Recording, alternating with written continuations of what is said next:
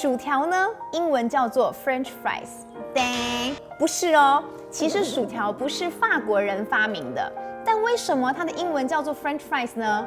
它其实有2个传说。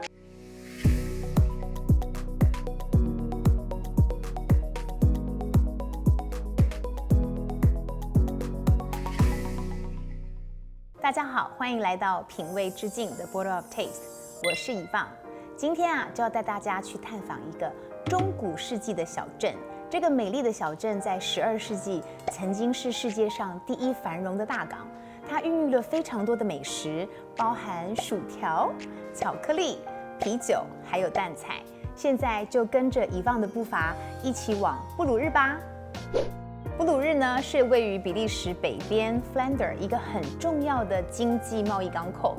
在12世纪的时候，它曾经是全欧洲最有钱的一个城市之一，因为全世界的第一个股票期货交易市场就在布鲁日。它是12世纪最有钱的一个欧洲小镇。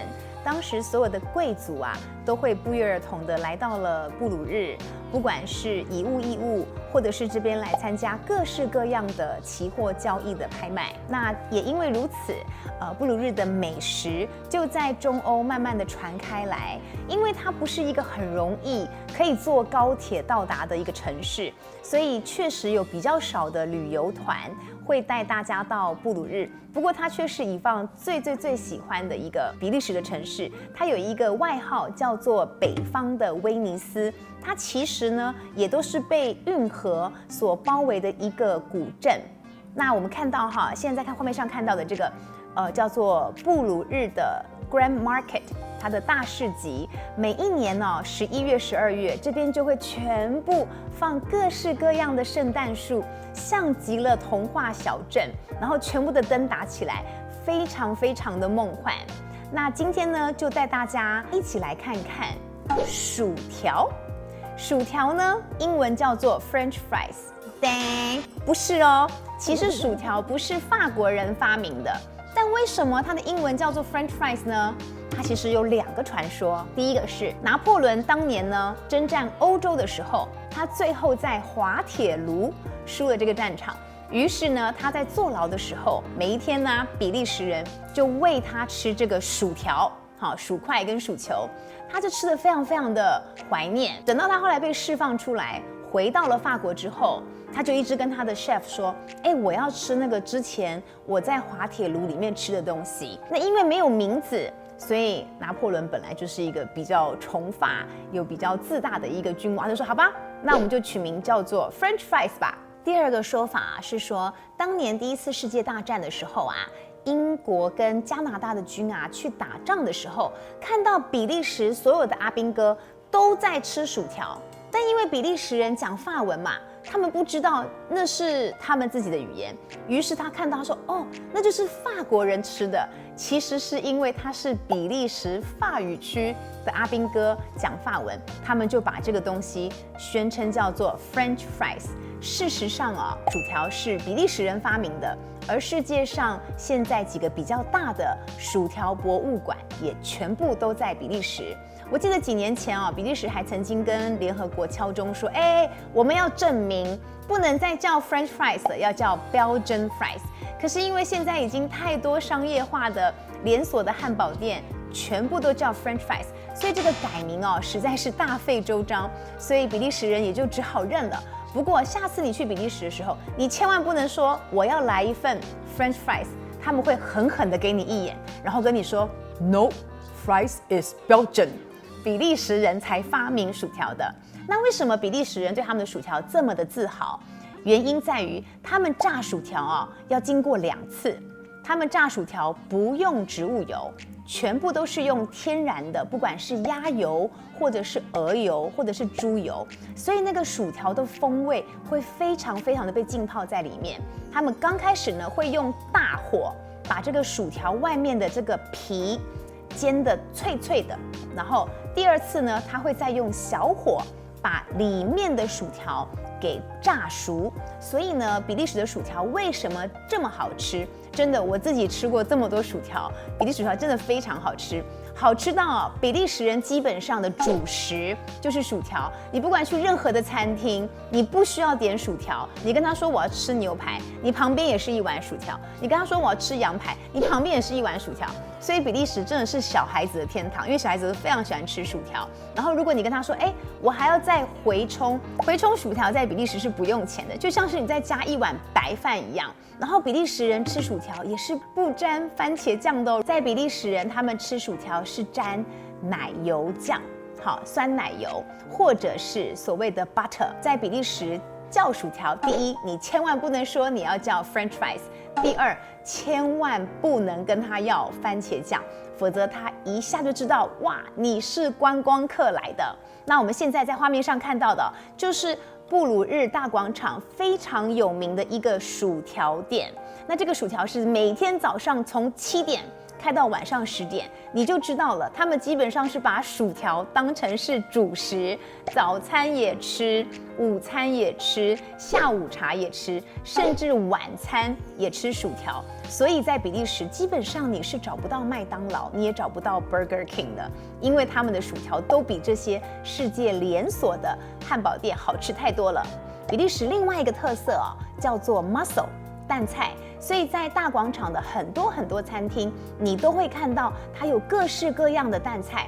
而比利时人吃蛋菜，它不是直接就是用水煮，它是用什么呢？用啤酒蒸，因为比利时有非常多的啤酒，所以呢，比利时是用啤酒来蒸蛋菜的。它的蛋菜有分黑啤酒蛋菜、白啤酒蛋菜、酵母啤酒蛋菜、修道院啤酒蛋菜。所以在那边吃蛋菜，其实你不是选分量，你是选你是用什么基底来吃。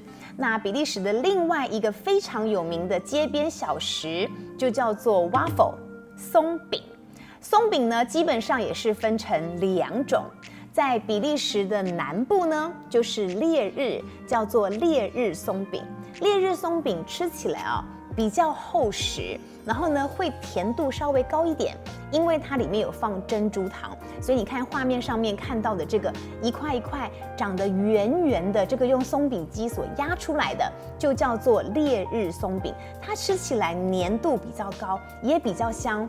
在比利时吃松饼也是不加枫糖浆的，在比利时吃松饼是加草莓酱，或者是无花果酱，或者是鲜奶油。那在比利时的北边呢，布鲁塞尔喜欢吃的呢，就叫做布鲁塞尔松饼 （Brussels waffle）。Brussels waffle 吃起来比较像是日式的 waffle， 它比较松，比较软，它的形状大部分是长方形的。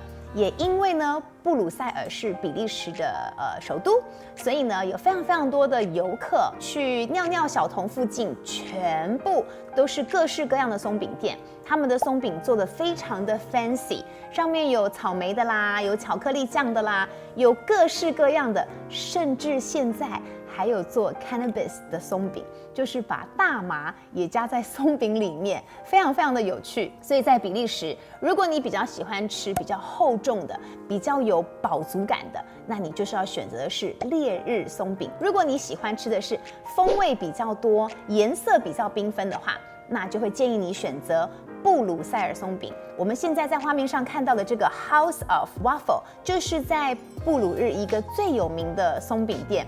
它每一天都排得满满的观光客，大部分的人都会同时点2份来品尝看看这2个松饼有什么不同。现在我带大家看到的是这个叫做比利时的啤酒巷。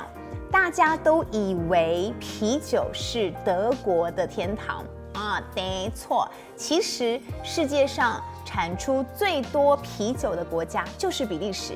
比利时大概有2000多种啤酒哦。在啤酒最有名的所谓修道院啤酒里面有11种，现在世界上还生产出来的修道院啤酒有6种都是在比利时境内所生产出来的，所以比利时的啤酒文化是非常的深。比利时的啤酒最高浓度可以做到7%、8%，都快要跟一般红酒跟白酒一样了。那我们现在看到的是全欧洲第1家比利时啤酒的啤酒 bar， 它到现在都还有生产生啤酒，每天呢你都可以去那边去小饮几杯。它也有一个观光工厂，可以让游客看看，古时候16世纪、17世纪啤酒是怎么生产出来的。其实啊，布鲁日不仅是淡菜有名，啤酒很厉害，它的松饼非常的好吃。其实布鲁日也是全欧洲巧克力跟人口密度最高的城市，一个小小的城市就有100多家巧克力店，简直就是你走到满地，每一个 corner 都有一个 chocolate shop。所以啊，下次到了布鲁日，不要忘记带着你的相机，然后呢，好好的去品尝每一个巧克力店。如果你喜欢我们这一集的介绍的话，不要忘记按赞、分享、订阅，并且开启小铃铛。我们下次见喽！